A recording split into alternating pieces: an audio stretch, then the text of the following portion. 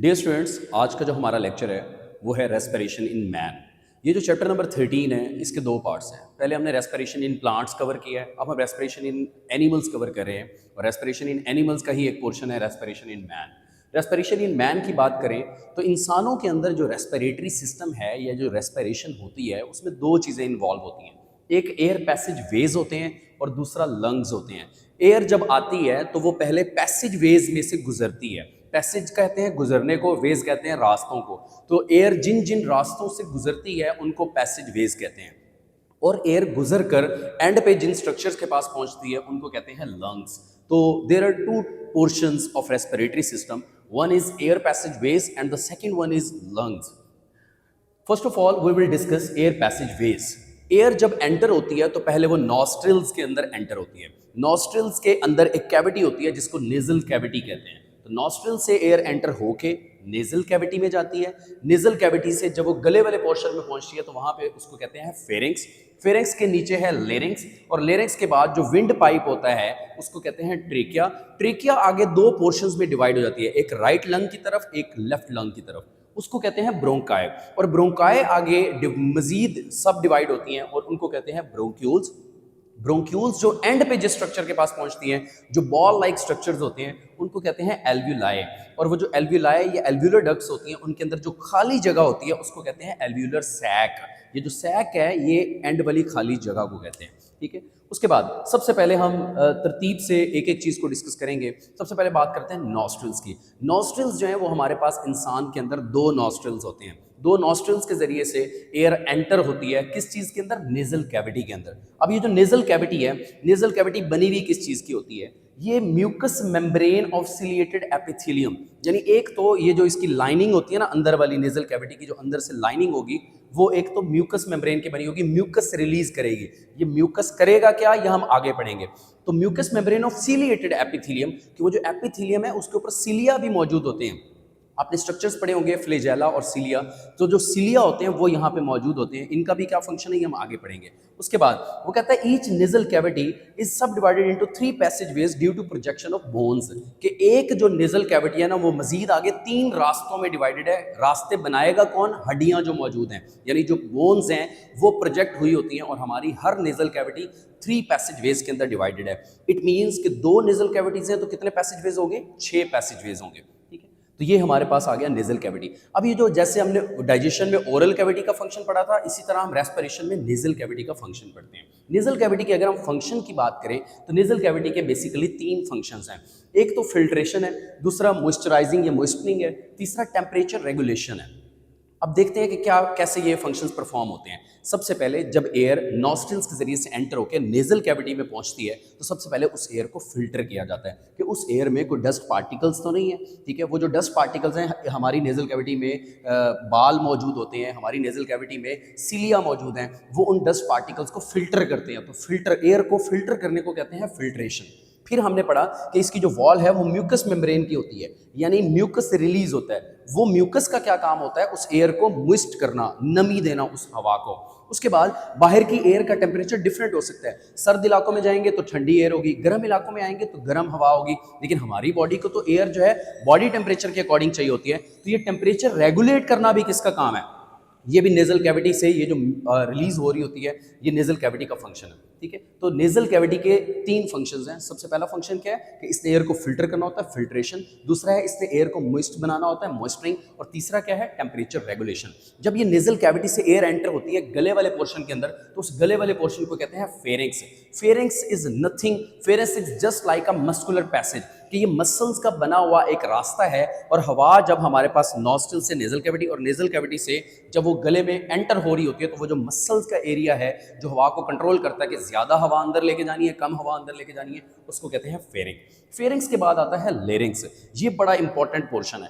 Larynx को voice box भी कहते हैं। ये जो मैं बोल रहा हूँ, मेरी आवाज़ भी आप तक जो पहुँच रही है ये लेरिंक्स की वजह से पहुँच रही है। और लेरिंक्स के अंदर जो सबसे इंपॉर्टेंट स्ट्रक्चर्स है जो प्रोडक्शन ऑफ वॉइस के अंदर रोल प्ले करते हैं उनका नाम है वोकल कॉर्ड्स। तो लेरिंक्स की बात करते हैं।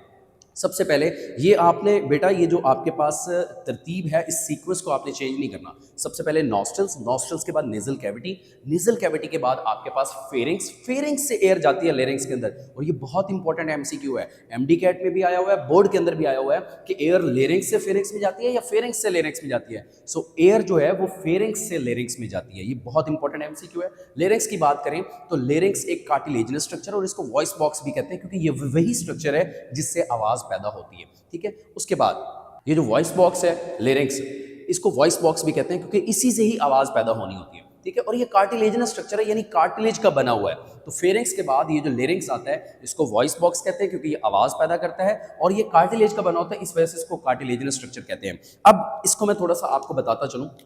नेजल कैविटी अगर आ गई है ना, नेजल कैविटी, तो नेजल कैविटी के बाद ये जो लेरिंग्स का स्ट्रक्चर होता है, लेरिंग्स के स्ट्रक्चर के ऊपर क्योंकि ये हमारा जो फेरिंग्स है ना वो डाइजेस्टिव सिस्टम में भी यूज होता है और वो रेस्पिरेटरी सिस्टम में भी यूज होता है। तो फेरिंग्स के बाद ये जो लेरिंग्स है, लेरिंग्स के ऊपर हमारे पास लेरिंग्स की जो एंट्री होती है ना, जहां से लेरिंग्स यानी दो आपके पास पैसेज वेज होते हैं, एक फूड का पैसेज वे होता है और एक एयर का पैसेज वे होता है। पीछे जो होता है वो फूड का पैसेज वे होता है और आगे जो होता है वो एयर का पैसेज वे होता है। और एयर के पैसेज वे का नाम क्या है?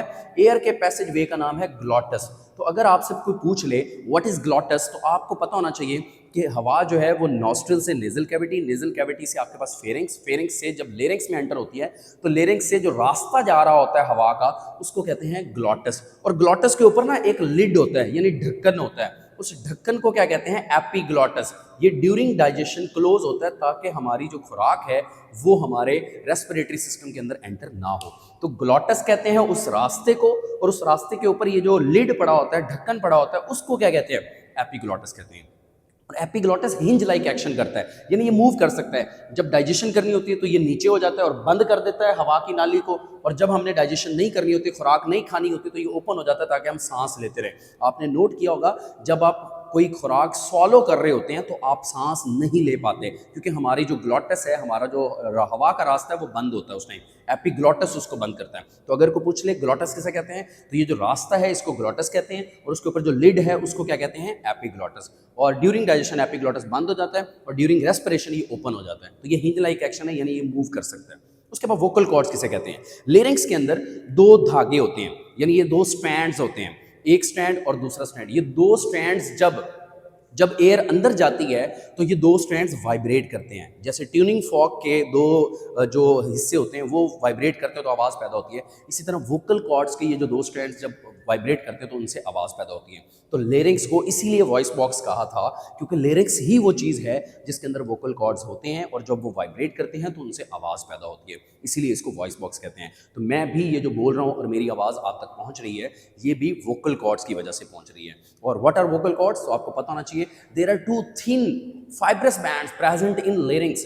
कि लेरिंग्स के अंदर दो फाइब्रस बैंड्स मौजूद होते हैं और वो बैंड्स जब वाइब्रेट करते हैं तो आवाज़ पैदा करते हैं। उन फाइब्रस बैंड्स को क्या कहते हैं? वोकल कॉर्ड्स कहते हैं। लेरिंग्स के बाद आ जाते हैं, लेरिंग्स के बाद ये जो हवा की नाली नीचे बनती है इसको कहते हैं ट्रेकिया। इसको क्या बोलते हैं? ट्रेकिया। तो ये हमारे पास जो स्ट्रक्चर है ये हमारे पास ट्रेकिया होता है। ट्रेकिया की अगर हम बात करें इसको विंड पाइप भी कहते हैं क्योंकि ये वही पाइप है जिसने हवा को लेके जाना होता है। तो this is called wind pipe. और ये वेंट्रल टू एसोफेगस होता है। ये बड़ी ही इंपॉर्टेंट बात है, अक्सर बच्चों को नहीं पता होती। यानी हमारी जो खुराक की नाली है वो इसके पीछे है, ये देखें, ये खुराक की नाली से अगली साइड पे है और जो चीज़ आगे मौजूद हो उसको वेंट्रल कहते हैं। तो ये खुराक की नाली से आगे मौजूद होती है इसलिए इसको कहते हैं it is present ventral to oesophagus. और इस ट्रेकिया के अंदर सी शेप्ड कार्टिलेज होता है। ये बड़ी इंपॉर्टेंट बात मैं आपको बताने जा रहा हूँ कि सी जो है ये अरेंज कैसे होता है, इस तरह अरेंज होता है। यानी सी का मतलब ये है कि वो इस तरह होगा, एक साइड उसकी ओपन होगी और एक साइड जो ओपन हिस्सा होता है ना वो कहाँ पे होता है? वो खुराक की नाली की तरफ होता है। ये कुदरत का एक करिश्मा है कि उसने जानबूझ के ये सी शेप्ड कार्टिलेज यहाँ पे दिया है ताकि जब हम खुराक को सॉलो कर रहे होते हैं तो अगर ये पूरी होती ना तो ये बेंड होके नहीं हो जानी थी, फिर हमारी खुराक की नाली दब जानी थी, वो प्रेशर आ जाना था उसके ऊपर। तो सी शेप्ड का मतलब ये है कि जब हम खुराक को सॉलो करते हैं तो हमारी जो खुराक की नाली है वो आगे की तरफ बेंड हो सकती है, यानी लचक की वजह से इसको सी शेप्ड कार्टिलेज के तौर पर बनाया गया। उसके बाद ये जो ट्रेकिया है ये आगे मजीद दो हिस्सों में डिवाइड होती है। ये जो दो हिस्सों में डिवाइड हो रहे हैं इनको कहते हैं bronchi. These are called bronchi. जो लेफ्ट लंग की तरफ जा रही होगी लेफ्ट ब्रोंकाई, जो राइट की तरफ जा रही होगी उसको राइट ब्रोंकाई कहते हैं। तो दो ब्रोंकाई हैं। अब इसमें और इसमें फ़र्क क्या है? ट्रेकिया के अंदर सी शेप्ड कार्टिलेज होता है, लेकिन क्योंकि ब्रोंकाई में खुराक का कोई लेना देना नहीं है, तो यहाँ वो सी शेप्ड नहीं होगा, बल्कि प्लेट्स हो जाएंगी, यानी पूरी बन जाएगी। तो ये यहाँ पे जो आपके पास कार्टिलेज के रिंग्स नहीं होंगे, यहाँ पे कार्टिलेज प्लेट्स होंगी। ठीक है, क्लियर है यहाँ तक? अब हमने पढ़ लिया कि ये ट्रेकिया किसे कहते हैं? विंड पाइप को कहते हैं। और ट्रेकिया आगे दो हिस्सों में डिवाइड होती है, उन दो हिस्सों को क्या कहते हैं? ब्रोंकाई कहते हैं। और ब्रोंकाई के अंदर यहाँ पे तो सी शेप्ड कार्टिलेज था ना, तो ट्रेकिया में सी शेप्ड कार्टिलेज होता है और ब्रोंकाई के अंदर कार्टिलेज प्लेट्स होती हैं, इसमें सी शेप्ड कार्टिलेज नहीं होता। आगे ब्रोंकाई जो है वो मजीद सब डिवाइड होती हैं। जैसे अगर मैं इस एक ब्रोंकाई की बात करूँ तो ये आगे मजीद ऐसे डिवाइड हो जाएंगे पोर्शंस के अंदर। तो ये जो ब्रोंकाई की सब डिवीजन्स हैं, इनको कहते हैं ब्रोंक्यूल्स। तो ब्रोंकाई मजीद जो डिवाइड होती हैं, तो उन स्ट्रक्चर्स को क्या कहते हैं हम? ब्रोंक्यूल्स। तो कहता है कि ब्रोंकाई जब सब डिवाइड होती हैं तो जो स्ट्रक्चर्स बनाती हैं उनको कहते हैं ब्रोंक्यूल्स। और ब्रोंक्यूल्स का जो डायमीटर है, ये बहुत इंपॉर्टेंट एमसीक्यू है कि ब्रोंक्यूल्स को ब्रोंक्यूल्स तब कहेंगे जब इसका जो डायमीटर है वो लेस देन 1 मिलीमीटर होगा, यानी इसके जो अंदर का डायमीटर है वो कितना होना चाहिए? वो लेस देन 1 मिलीमीटर होना चाहिए। और ये बड़ी इंपॉर्टेंट बात है कि ब्रोंक्यूल्स के अंदर कोई भी कार्टिलेज मौजूद नहीं होता। ये बड़ी इंपॉर्टेंट बात है। ये देखें, ट्रेकिया के अंदर सी शेप्ड कार्टिलेज था, ब्रोंकाई के अंदर कार्टिलेज प्लेट्स थी, लेकिन ब्रोंक्यूल्स के अंदर कोई कार्टिलेज मौजूद नहीं होता। इसके अंदर फिर क्या होता है? इसके अंदर सर्कुलर स्मूथ मसल्स होती हैं। इससे हमने क्या सीखा कि ये जो ब्रोंक्यूल्स हैं ये हमारे कंट्रोल में नहीं होते हैं। जो चीज़ हमारे कंट्रोल, जो मसल्स हमारे कंट्रोल में नहीं होते उनको कहते हैं स्मूथ मसल्स। तो स्मूथ मसल्स हमारे कंट्रोल में नहीं होते। तो जब एयर अंदर चली जाती है तो हमारा काम सिर्फ एयर अंदर लेके जाना है। जैसे हमारा काम खुराक अंदर लेके जाना है, बाकी काम खुद ही होता रहता है, इसी तरह हमारा काम एयर अंदर लेके जाना है, बाकी सारा जो फंक्शन है वो खुद ही परफॉर्म हो जाता है। तो ये सर्कुलर स्मूथ मसल्स हैं। अब हम बात करते हैं ये जो ब्रोंक्यूल्स हैं, ये एक पोर्शन को हम आगे एक्सटेंड कर लेते हैं। सपोज ये वाला जो ब्रोंक्यूल है, ये जो ब्रोंक्यूल जब आगे आता है तो ये आगे आके एल्वियोलाई बनाते हैं। जैसे ये देखें, ये स्ट्रक्चर आएगा, ये इधर आके एक एल्वियोलाई बना देगा, ये इधर आएगा स्ट्रक्चर, ये इधर आके एक एल्वियोलाई बना देगा। तो ये देखिए, ये जो मैंने बॉल लाइक स्ट्रक्चर्स बनाए हैं इनको कहते हैं एल्वियोलाई। और ये एल्वियोलाई जो है ये सिंगल लेयर्ड वॉल होती है इनकी। क्यों सिंगल लेयर्ड वॉल होती है? ये बड़ी इंपॉर्टेंट बात है। सिंगल लेयर्ड वॉल, क्योंकि ये वॉल जितनी बारीक होगी उतना ही गैसियस एक्सचेंज इजीली होगा। और इसी एल्वियोलाई के बाहर कैपिलरीज का एक नेटवर्क भी होता है। यहाँ पे भी कैपिलरीज का नेटवर्क है और यहाँ पे भी कैपिलरीज का नेटवर्क होता है जिसमें ब्लड मौजूद होता है। ठीक है, अब सिंगल लेयर्ड वॉल है ये। सिंगल लेयर्ड वॉल में अब होगा क्या? गौर से देखें, जब मैंने सांस लिया, यहाँ से ऑक्सीजन एंटर हुई, ऑक्सीजन एंटर होके सबसे पहले नेजल कैविटी से, नॉस्ट्रल से नेजल कैविटी में, नेजल कैविटी से फेरिंक्स में, फेरिंक्स से लेरिंक्स में, लेरिंक्स से होती हुई ट्रेकिया में, ट्रेकिया से ब्रोंकाई में, ब्रोंकाई से ये ब्रोंक्यूल्स में, ब्रोंक्यूल से कहाँ पहुँच गई? एल्वियोलाई के अंदर। और एल्वियोलाई के अंदर ये जो खाली जगह मौजूद है, खाली जगह को सैक कहते हैं। तो ये हवा की खाली जगह, तो इसको क्या कहेंगे? Air sac. और ये एक नहीं होती, ये मल्टीपल तादाद में होती है, इस वजह से इनको कहते हैं एयर सैक्स। ठीक है, तो सबसे पहले तो हमें पता होना चाहिए एल्वियोलाई की जो वॉल है ये सिंगल लेयर्ड है। और इस सिंगल लेयर्ड वॉल के बाहर क्या होता है? नेटवर्क ऑफ कैपिलरीज मौजूद होते हैं, ताकि ये जो ऑक्सीजन आई थी इधर तक वो ब्लड के साथ इजीली एक्सचेंज हो जाए। ऑक्सीजन यहाँ से ब्लड में चली जाती है और जो हमारे पास ब्लड के अंदर मौजूद कार्बन डाइऑक्साइड होती है वो एल्वियोलाई के अंदर आ जाती है। ठीक है, अब एयर सैक और एल्वियोलाई में फ़र्क क्या है? बहुत इंपॉर्टेंट एमसीक्यू है, बोर्ड में बहुत बार आया हुआ है कि हमारे पास अगर आ जाए what is the functional unit of respiration या रेस्पिरेटरी सिस्टम, तो इंसान का ये जो रेस्पिरेटरी सिस्टम आपको नजर आ रहा है, इसका जो फंक्शनल यूनिट है, यानी जो फंक्शन परफॉर्म कर रहा था वो है एयर सैक। ये देखें, ये एल्वियोलाई फंक्शन नहीं परफॉर्म कर रही, बल्कि ये जो खाली जगह है ये फंक्शन परफॉर्म कर रही है, और इस खाली जगह को एयर सैक कहते हैं। तो ये एयर सैक के अंदर ऑक्सीजन होती है, वो ब्लड में चली जाती है, और ब्लड से जो कार्बन डाइऑक्साइड है वो एयर सैक में आ जाती है। तो जो फंक्शन परफॉर्म कर रही है चीज वो क्या है? Air sac. लेकिन स्ट्रक्चर बनाते हुए, अगर रेस्पिरेटरी सिस्टम का स्ट्रक्चर बनाते हुए सबसे छोटी चीज, सबसे छोटा यूनिट में देखूं तो वो मेरे पास कौन सा है? एल्वियोलाई है। तो यूनिट कहते हैं, जैसे एक दीवार बनाते हुए ईंट उसका यूनिट है, ईंटों को मिला के दीवार बनाई जाती है, इसी तरह एल्वियोलाई यूनिट है इनके, और वो स्ट्रक्चरल यूनिट है। जब बहुत ज़्यादा मिलियंस की तादाद में एल्वियोलाई को मिलाते हैं तो हमारे पास लंग्स बनते हैं। ठीक है, और ये रेस्पिरेटरी सिस्टम का स्ट्रक्चरल यूनिट है। तो रेस्पिरेटरी सिस्टम का जो स्ट्रक्चरल यूनिट है वो क्या है? एल्वियोलाई। और जो फंक्शनल यूनिट है वो एयर सैक है, और ये रिपीटेडली बोर्ड में और एंटी टेस्ट में एमसीक्यू आया हुआ है। उसके बाद बात करते हैं लंग्स की। तो ये देखें, ये वो स्ट्रक्चर था, ये लंग्स है हमारे पास, ये पूरा लंग है एक। ठीक है, लेफ्ट लंग। अब इसके अंदर एल्वियोलाई मौजूद होते हैं और इसके अंदर क्लोज सैक्स हैं। ये देखें, आपको नजर आ रहा है, ये क्लोज्ड सैक्स बनी हुई है लंग्स के अंदर। और कितने एल्वियोलाई होते हैं? Millions of alveoli are present in one lung. तो एक फेफड़े के अंदर एक जो हमारा लंग होता है उसके अंदर मिलियंस ऑफ एल्विलाई मौजूद होते हैं। उसके बाद लंग्स जो हैं ये स्पॉन्जी होते हैं। स्पॉन्जी का मतलब ये है, स्पॉन्जी कहते हैं फोम की तरह, यानी जब हवा आएगी तो ये ऐसे हो जाएंगे और जब हवा रिलीज होगी तो ये ऐसे हो जाएंगे, यानी ये फैल भी सकते हैं, एक्सपैंड भी कर सकते हैं और कॉन्ट्रैक्ट भी कर सकते हैं। So they are spongy in nature.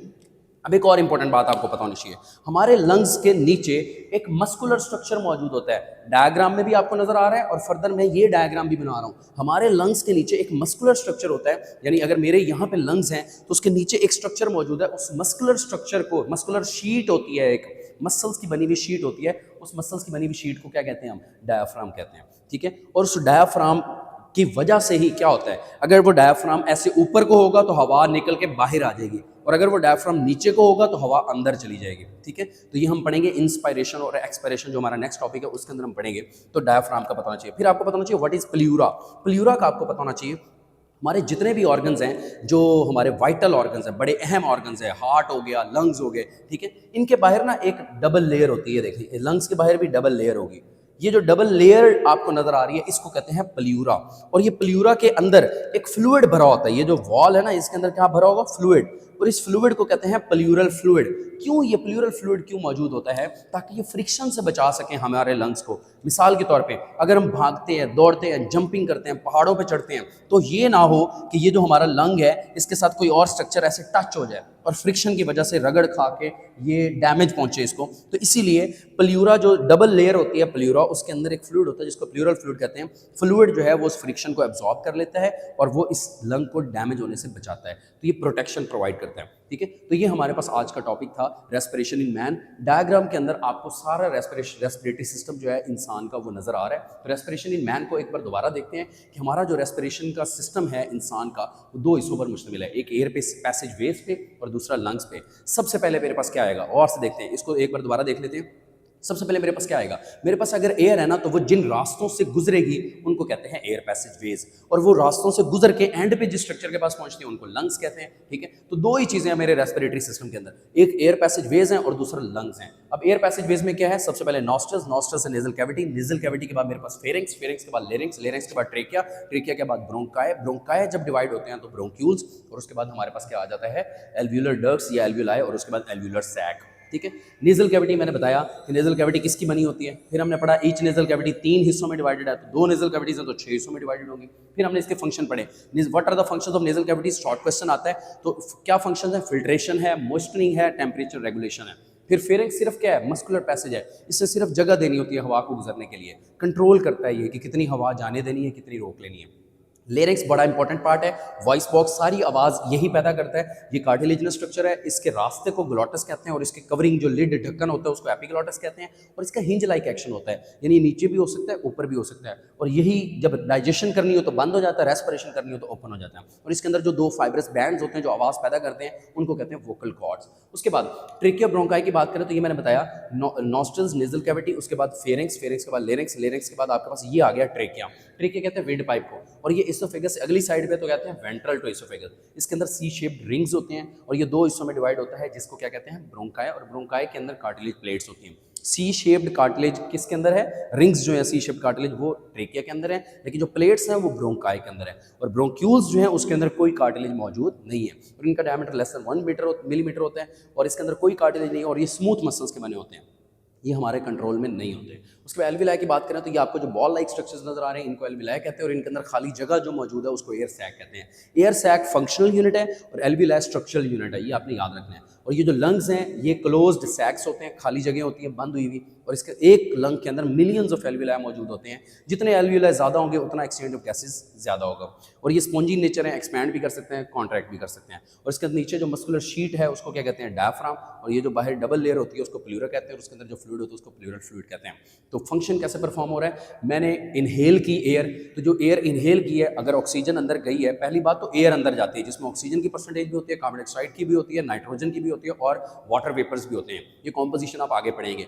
तो जब मैंने एयर को इनहेल किया तो nostrils, nasal cavity, pharynx, larynx, trachea, bronchi, bronchioles, bronchioles के बाद वो एल्विलाई के अंदर जब एयर सैक में पहुंचती हैं तो ये एयर में इसलिए नहीं कि बस ऑक्सीजन अंदर लेके जाऊं, कार्बन डाइऑक्साइड बाहर ले लूं, नहीं, मुझे अपना फंक्शन अगर यहाँ पे भी परफॉर्म करना तो यहाँ पे भी ऑक्सीजन चाहिए। अब यहाँ से ऑक्सीजन यहाँ तक कैसे पहुंचेगी? वो जो ऑक्सीजन है वो वहाँ से ब्लड कैपिलरी में जाएगी। जैसे मैंने यहाँ बताया हर एल्विलाई के बाहर ब्लड कैपिलरी है, तो वो ऑक्सीजन जो यहाँ पे पहुँची है वो ब्लड कैपिलरी में जाएगी। जैसे वो ऑक्सीजन मेरे ब्लड कैपिलरी में जाएगी तो ब्लड से होते हुए ब्लड के जरिए से यहाँ तक पहुँचेगी, यहाँ पे सेलुलर रेस्पिरेशन होगी, वहाँ से एटीपी बनेगी और कार्बन डाइऑक्साइड रिलीज होगी। वो कार्बन डाइऑक्साइड ब्लड के जरिए से वापस आएगी मेरे लंग्स के अंदर, लंग्स यानी ब्लड से फिर वो एयर सैक में जाएगी और फिर से वो बाहर, मैं जब एक्सेल करूँगा तो कार्बन डाइऑक्साइड बाहर। तो इस प्रोसेस से ऑक्सीजन अंदर जा रही है, कार्बन डाइऑक्साइड बाहर आ रही है। So this is called respiration and this is the respiratory system of man.